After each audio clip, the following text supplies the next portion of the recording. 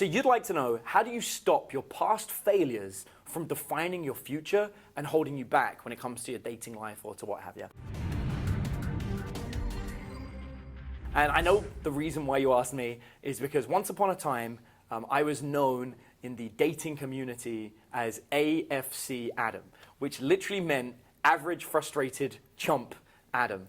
And this phrase was back in 2006, there was a movement of men that were looking to improve their dating life. And now it's splintered. There was the pickup artists who focused a lot more on techniques and negging and things that ended up being branded quite negative in the media.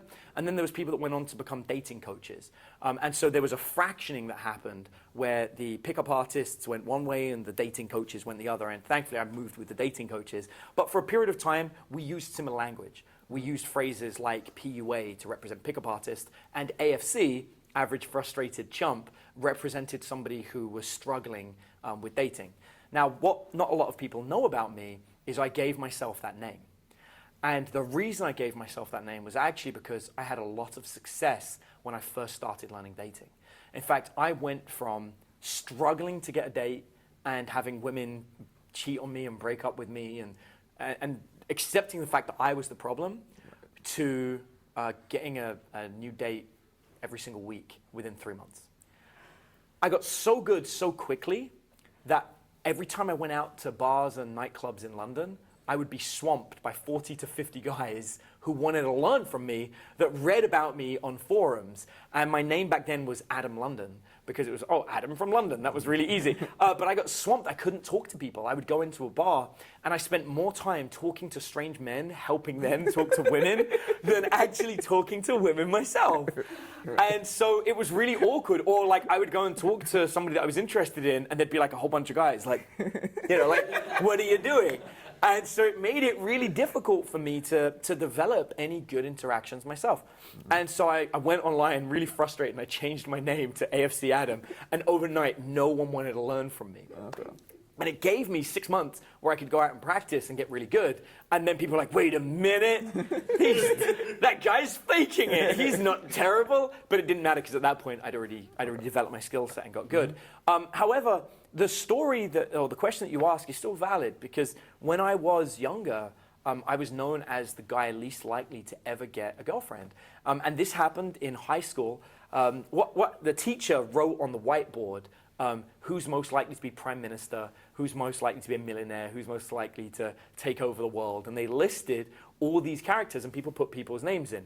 Fun fact I don't tell anybody, I was also voted most likely to take over the world, which is a bit weird. So point being, they list all these names, and then the teacher left the classroom, and sort of like the classroom bullies jumped up there and changed it to, who's most likely to be a loser, who's most likely to never get a girlfriend, and I got listed as most likely to never get a girlfriend. So that stuck with me. And in fact, it wasn't until I was 26 that I even dared to do something about it. It just became who I was.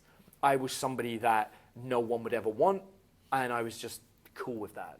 And so it took a lot of mental adjustment to even believe that I could be somebody that is attractive, somebody that other people wanted to be with.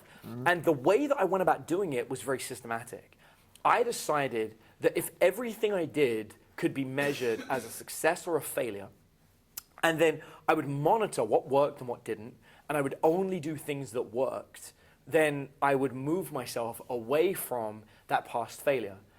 So I went from this is who I am to this is what I do.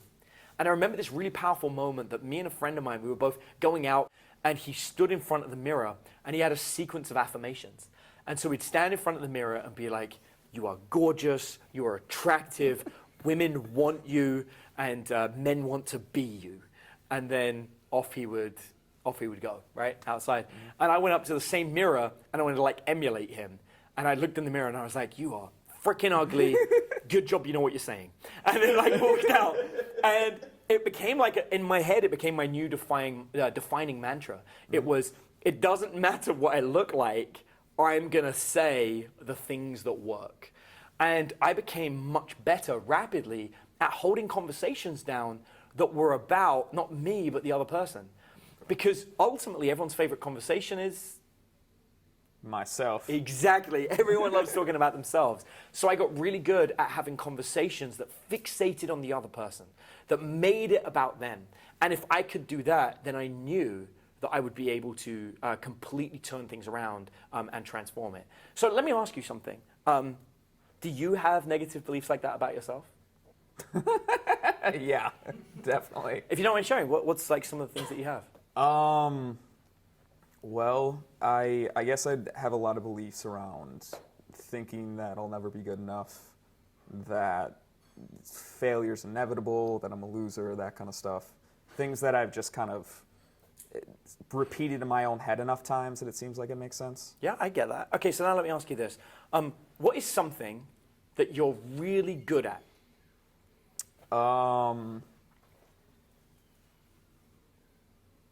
It's making people laugh sometimes. Okay, making people laugh sometimes. I love that. Right. Was that something you've always been good at? Yeah, it's a little bit, yeah. Did you work on it? Oh, yeah, definitely. Okay, and did you see improvement? Oh, yeah, definitely. So, at some point in your life, there was a moment when you were okay, but you've improved and got better at making people laugh. And how did you go about doing that? I watched the greats do what they do. I kind of studied their theory. I figured out what works and what doesn't. I completely, ridiculously over-intellectualized it and just got to a point where, okay, this works, this doesn't. Pretty much exactly what you were saying, now that I'm kind of saying it out loud. So, yeah. Right. There's a really powerful book called Talent is Overrated. Yeah. And the book talks about how anyone who has a skill has that skill because they studied it and they worked it out in a systematic method. Right. I paint. I love painting. And I always believed I would never be good at painting. I started painting when I was a child and just accepted that I would suck at it. Yeah. Until one day a few years ago, I met a pro painter. And he said, give me 15 minutes and I'll improve your painting. And it was the first time that I'd ever had somebody systematically tell me, if you do this, your painting will improve. And I followed what he said and my painting improved. And so I learned that even an art is all about understanding what are the rules that you can follow that can develop that skill set. So yes, your past is 100% your past. But the question is, will you allow your past to define your future? Let me think about it. I mean, think about it for real. Like, let's get into it. Do you want the results of what happened in your past to be the guiding force into your future? Absolutely not. Absolutely not, right? Nobody would want that. I tell people, I'm a fan of multidimensional theory. Do you like that? Like it's in the Marvel universe, they talk about like it a lot. 11 dimensions. Yeah, multiple dimensions. Yeah, exactly. Yeah, All right, I love that stuff.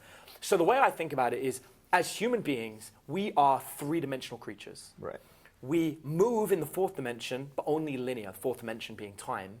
And our eyes work in which dimension? Third dimension. Second right? dimension. Second dimension? If our eyes worked in the third dimension, you could see behind me. So actually, this is like trippy when you first think about it. You only ever see a flat image repeatedly. In fact, technically our eyes are 2.5. They see two flat images and your brain composites them to make you think you're looking in 3D. Okay. Just like 3D glasses. It's not actually a 3D image on the screen. It's a flat image that you're being tricked into believing has a third dimension, right? So it's crazy to imagine that we believe we see in 3 dimensions and we don't. We only see in 2. You exist in the third dimension, and that's the dimension that you can operate, you can move. And really, you can't, moving up and down is a bit of a struggle. There's only so high you can go.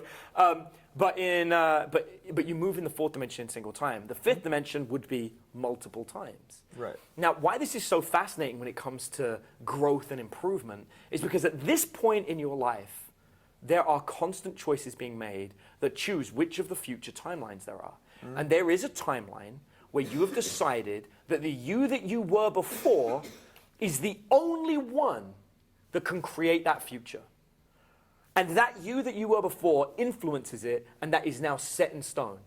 Even though you have evidence that if you systematically learn how to do something, that you can change the outcome. So now I ask you, are you going to choose to allow your past, that you're kind of a loser and that no one really likes you and you're going to fail, is that who you're going to be next year? No. I like that. Of course not. Why would you? Why would you ever choose that? So then the next step is, you've got to identify the steps that you're going to take to change it and make that happen. Now, these things, a lot of them you already know. You've mentioned a couple of things to me. You've mentioned the fact that you're looking to be an actor. That's something you want to work on. The question is, how hard are you working at it? How much effort are you putting into doing that? The number one thing being, are you going to regular auditions? Are you making these things happen? Because these are the choices. There are not many professional actors in the world that struggle in their dating lives. It's true, yeah. Right? You know what I mean? And the thing is, like, many times it's been proven, you don't have to be the best actor. It's not like you have to be, you know, George Clooney or Brad Pitt or Tom Cruise in order to get a result. You just have to be good at what you do and have ambition and aim to be going towards it. So in the same way, if you want to improve your dating life, all you have to do is choose that the you that you were might be the foundation of where you are today, but now you're going to take those clear steps to change and evolve in the future. So now how do you feel about that old you? I think I have a very clear path on how to move forward into the future. I love that. Dude, hell yeah. Good for you.